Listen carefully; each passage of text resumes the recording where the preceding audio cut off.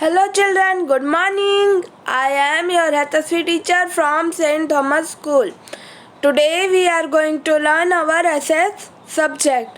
In previous video we have studied half of our third unit.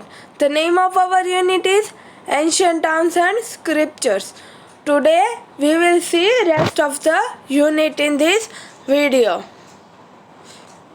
Picture, there is dockyard of Lothal Port. Dholavira is an archaeological site located in the Khadir-Bet area in Bhachau Taluka in Kutch district. You can underline this. Dholavira is an archaeological site located in Khadir-Bet area in Bhachau Taluka in Kutch district. Generally, the Harappan towns are divided into two parts, while the town of Dholavira is divided into three parts. Means the Harappan town is divided into two parts, and it is we can call it bilateral. And Dholavira is divided into three parts. We can call it trilateral. You can underline this. The Harappan towns are divided into two parts, while the town of Dholavira is divided into three parts. Citadel Fort, then Upper Town, and third one is Lower Town. The main speciality of Dholavira town is rainwater harvesting system and stadium. Means the speciality of Dholavira is how to harvest all the rainwater and their stadiums. Kalibangan, town of Rajasthan, was the headquarters of agriculture revolution in Harappan civilization. Means Kalibang was the main center for agriculture, and it was the headquarters of that agriculture revolution. The remains of farms here provide proof of this. Means historians get some evidence from this place, and this is the evidence that there were farms.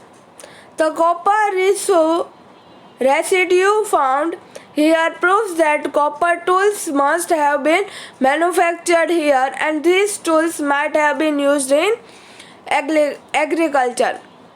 Means historian gets some evidence of copper residue, that it proves that here there must be manufacturing of copper tools, and these copper tools are used for agriculture. Thus, the town planning of Indus Valley civilization was well organized, well engineered, well planned, and efficient. It is wonderful reflection of the governing power of ruling elite. The intelligence of the engineers and the craftsmanship of the craftsmen. Now our next topic is the economic life in Harappan civilization. People of Indus Valley civilizations were engaged in various economic activities like agriculture, livestock rearing, trade, silk industry. You can underline this. People of Indus Valley civilizations were engaged in various economic activities like agriculture, livestock rearing, trade, silk industry. Means at that times Indus Valley people knows agriculture, livestock rearing, trade, and silk industry. In industry, they produced crops like wheat, barley, peas, sesame, mustard, etc. They used plough to plough the land.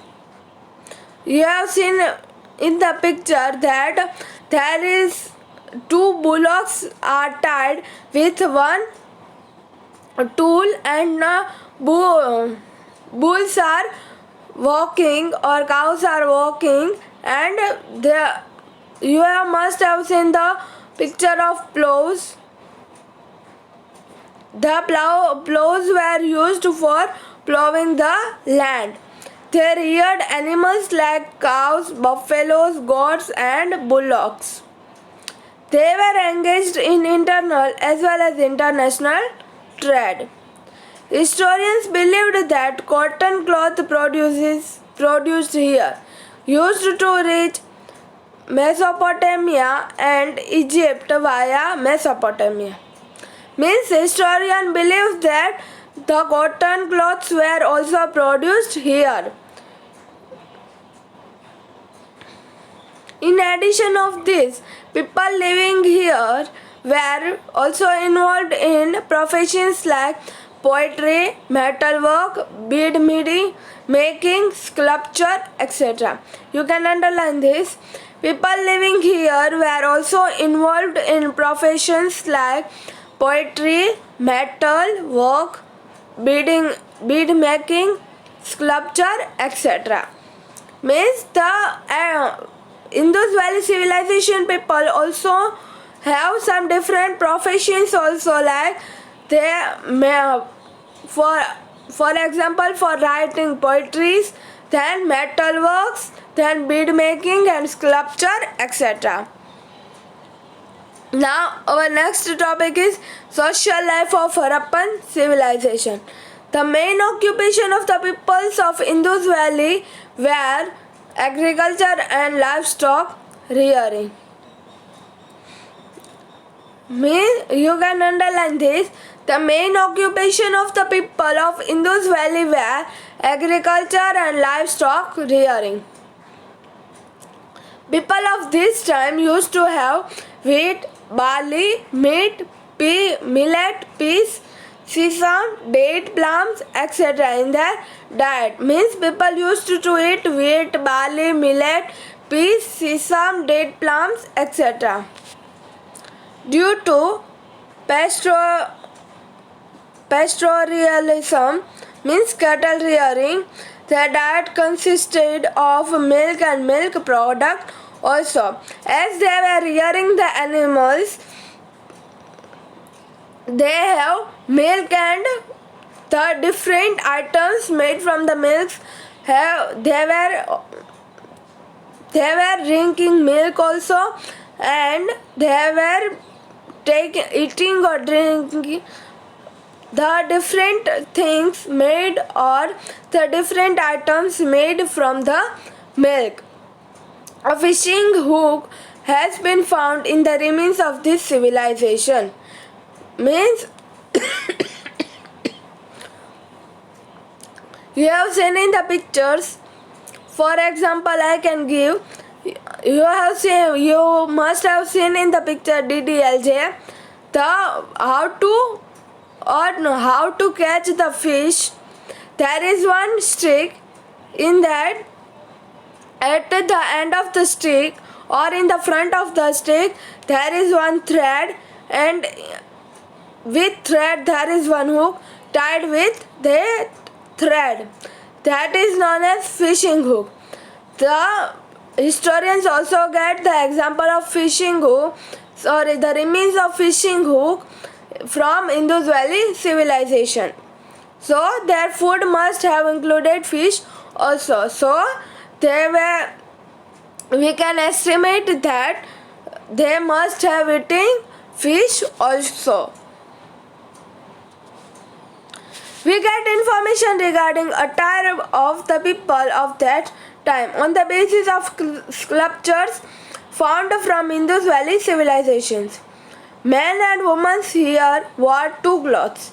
They wore clothed similarly to dhoti on their waist, and in the upper part they have wrapped a short cloth which came down from the shoulder. The mainly used cotton clothes. Here is the example of one statue. From this statue or from this picture, we can estimate that which type of clothes they were wearing. This is the example of a stone statue found from Mohenjo-daro wearing garments. The Indus Valley civilization people, man and woman, wear two clothes.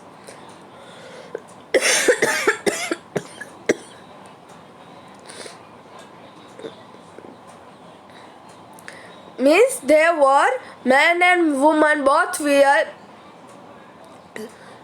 dhoti, means man wear dhoti, and we cannot call exact dhoti, but wear the cloth which is similar to dhoti. On their waist and in the upper part they wrapped a short cloth which came down from the shoulder. You can see here the design of flower is there. They mainly used cotton cloths. They used to wear cotton clothes. They were also familiar with woolen cloths.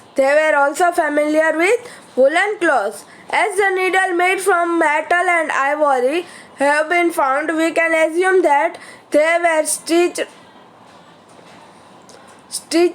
cloths. Historian got the remains of needles, so we can estimate that they were also stitching the clothes.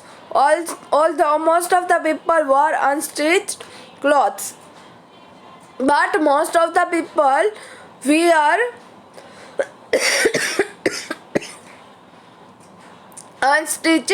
stitched clothes. Dear children, rest of the unit we will see in our next video. Okay, thank you.